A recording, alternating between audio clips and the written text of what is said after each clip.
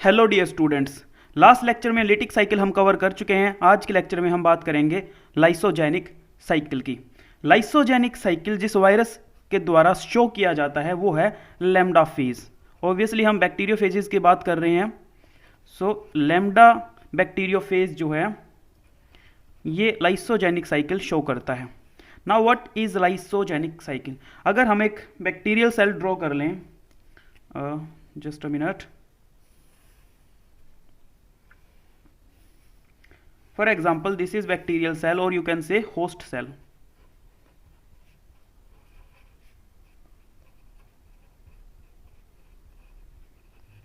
Okay, this is the DNA of bacterial cell.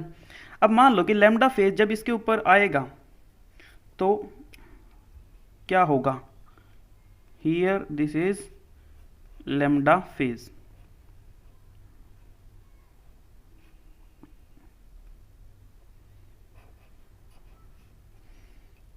और इसके अंदर ये रहा इसका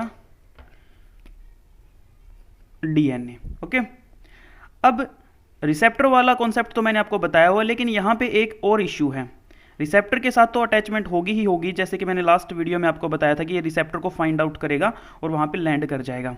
बट यहाँ पे एक और कंडीशन है, रिसेप्टर के अलावा इसको अपना जेनेटिक मटीरियल अगर होस्ट सेल के अंदर इंजेक्ट करना है तो यहाँ पे एक इश्यू है।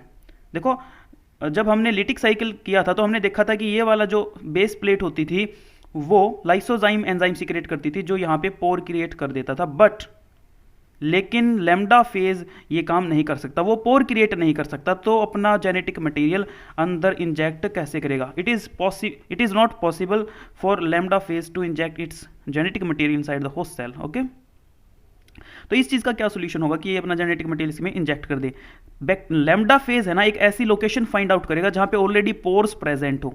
ठीक है, तो यहाँ पे जो वॉल होती है, ये आउटर वॉल, इस आउटर वॉल पे कुछ खास तरह के प्रोटीन के चैनल्स प्रेजेंट होते हैं दैट आर कॉल्ड लैम्बिपोरिन। ओके, सो मान लो अगर हम इसको थोड़ा सा बड़ा बना लेते हैं ऐसे करके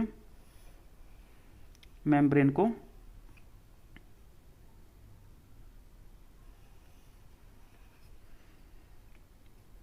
यहां पे स्पेशल पोर्स प्रेजेंट है like this, these are protein channels और इसको बोलते हैं LamB protein, LamB porin protein, actually LamB porin protein. Okay, तो लैम्डा फेज क्या करेगा? लैम्डा फेज इस तरह के जो चैनल्स हैं इनकी तलाश में रहता है, क्योंकि इसको पता है कि इसका जो नीचे वाला सिस्टम है वहां से वो एंजाइम तो सीक्रेट नहीं कर सकता, तो पोर तो ये क्रिएट ही नहीं कर सकता, पहली बात। अब पोर क्रिएट नहीं कर सकता तो इस तरह के चैनल फाइंड आउट करने की कोशिश करता है और उन चैनल्स के ऊपर ये लैंड कर जाएगा। सो फॉर एग्जाम्पल यहाँ पे इसके रिसेप्टर्स हैं तो ये इसके ऊपर लैंड करेगा। मान लीजिए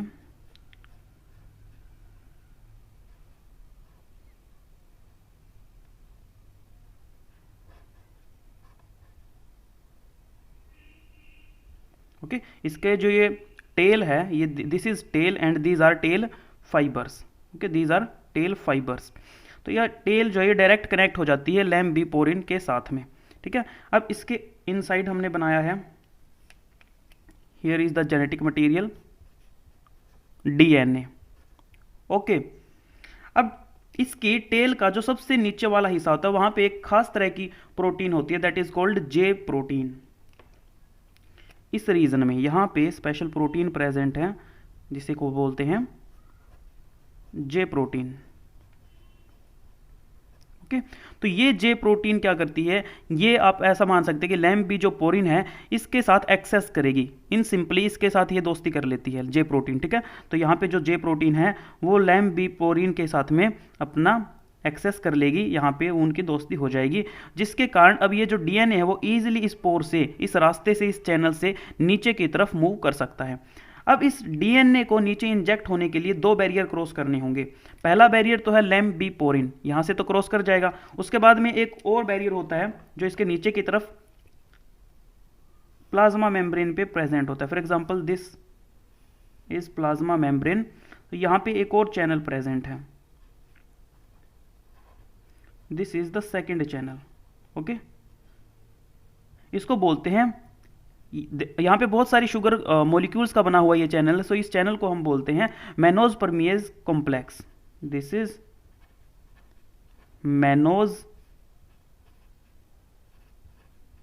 परमिएज complex made up of many sugar units. Okay, तो कुल मिला के आप ये समझ लीजिए कि डीएनए को दो बैरियर क्रॉस करने हैं। पहला बैरियर है इसका लैम्बिपोरिन, यहां से आएगा, और उसके बाद सेकंड बैरियर है मैनोज परमिएज कॉम्प्लेक्स। तो उसके बाद में ये डीएनए यहां से ऐसे क्रॉस करता हुआ नीचे की तरफ इंजेक्ट हो जाएगा, और फाइनली ये डीएनए आ गया होस्ट सेल के अंदर ऐसे।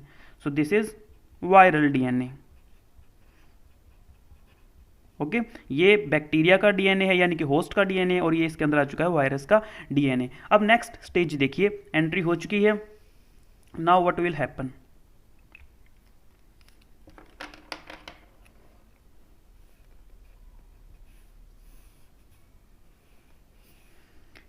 अब यहां पे इस केस में देखो, लास्ट केस में हुआ क्या था कि जो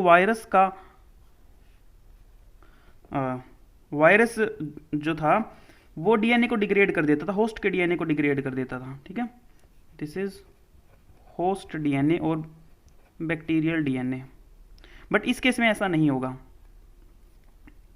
and here is viral DNA. ये वायरल डीएनए होस्ट डीएनए को डिस्ट्रॉय नहीं करेगा, बल्कि इसके साथ में जाकर के अटैच हो जाएगा लाइक दिस, इसी के साथ अटैच हो गया। ओके, मतलब कि इसने इसको डिस्ट्रॉय नहीं किया और इसी का एक पार्ट बन के रह गया है। अब फाइनली जब ये कंप्लीट बैक्टीरिया रेप्लिकेट करेगा और जब इसका डीएनए रेप्लिकेट करेगा, तो साइमल्टेनियसली वायरस का डीएनए भी उसके साथ साथ रेप्लिकेट करेगा, और ये क्या पता कई जनरेशन तक इसके अंदर ऐसे का ऐसा ही पड़ा रहेगा, इसको कोई नुकसान यहाँ पे ये नहीं पहुंचा रहा है।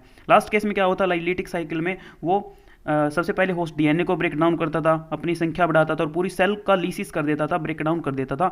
बट यहाँ पे ऐसा कुछ भी नहीं होगा, ये सिर्फ इसके साथ सिंपली ऐसे अटैच हो गया है। इस अटैचमेंट के लिए एक प्रोटीन की जरूरत पड़ती है, एक स्पेशल प्रोटीन की जरूरत पड़ती है जिसको बोलते हैं इंटीग्रेज।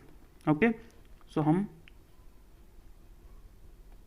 इससे दिखा देते हैं। मान लीजिए कि ये है इंटीग्रेज। ओके, सो इंटीग्रेज एंजाइम की हेल्प से वायरल डीएनए होस्ट डीएनए के अंदर इंटीग्रेट हो गया है, अटैच हो गया है, जुड़ गया है। अब क्या होगा, अब ये जैसे कि मैंने बताया कॉन्टिन्यूसली जब ये पूरा का पूरा डीएनए रेप्लिकेट करेगा तो वायरस का डीएनए भी साथ में रेप्लिकेट करेगा। एक बात आपको विशेष ध्यान रखनी है कि जब ये अटैच हो जाता है यहाँ पे, अब इसको है ना वायरल डीएनए को एक नया नाम देते हैं, अब इसको बोलते हैं प्रोफेज। सो प्रोफेज का मतलब क्या है? प्रोफेज का मतलब वायरल डीएनए जब होस्ट डीएनए के साथ में अटैच हो जाता है, now this DNA is called prophase. Viral DNA attaches with host DNA, this combination is called prophase. Okay, now see the next step.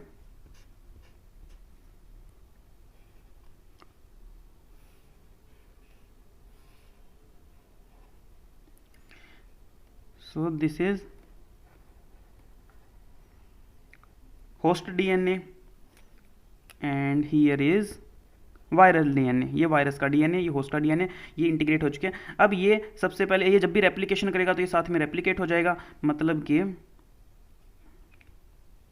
ये कुछ ऐसा दिखेगा।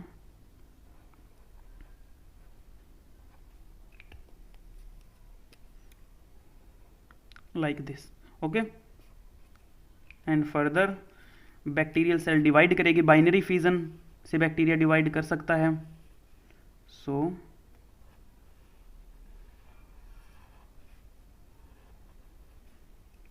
ये क्या होगा यहाँ पे,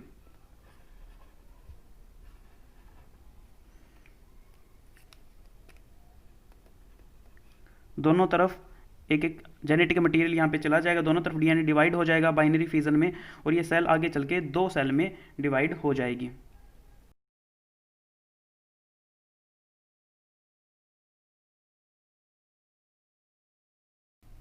वायरस का डीएनए अभी भी इसके अंदर है और ये कंटिन्यूसली ऐसे जनरेशन टू जनरेशन चलता रहेगा, कंटिन्यूस डिवीजन होता रहेगा।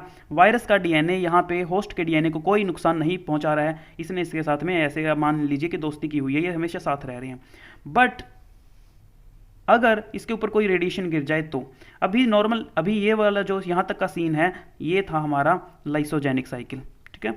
सो लाइसोजेनिक साइकिल में सिंपली वायरस का जो डीएनए है वो होस्ट डीएनए के साथ में अटैच हो जाता है और उसको कोई नुकसान नहीं पहुंचाता। दिस इज लाइसोजेनिक साइकिल और लाइसोजेनिक इन्फेक्शन, ओके। बट ये लाइसोजेनिक साइकिल चेंज हो सकता है लीटिक साइकिल में। कैसे? अगर इस बैक्टीरिया के ऊपर ये अगर अनफेवरेबल कंडीशन फील करता है, मान लो कि कोई रेडिएशन वगैरह का अटैक हो जाए या कोई केमिकल का अटैक हो जाए, रेडिएशन या कोई केमिकल इसके कांटेक्ट में आ जाए तो उसके बाद में ये वाला जो सिस्टम है ये क्या करेगा, अपने कंपोनेंट्स बनाने स्टार्ट कर देगा और पूरे बैक्टीरिया के डीएनए को डिस्ट्रॉय कर देगा, पूरी सेल को डिस्ट्रॉय कर देगा और फिर लीटिक साइकिल स्टार्ट हो जाएगा, ठीक है। तो लीटिक साइकिल मैंने ऑलरेडी आपको सिखाया हुआ है।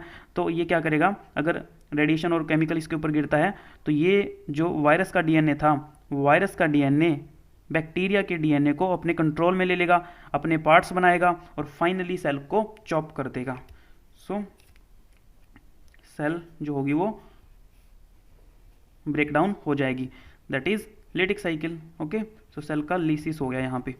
सो यानी कि लाइसोजेनिक साइकिल से लीटिक साइकिल में एंट्री हो सकती है। तो ये जो आज का एग्जांपल मैंने आपको कराया लैम्डा फेज का, so lambda phage basically lytic cycle और लाइसोजेनिक साइकिल दोनों तरह के इन्फेक्शन शो कर सकता है। सो आई होप कि कंसेप्ट क्लियर हो चुका है। That's it, thank you so much.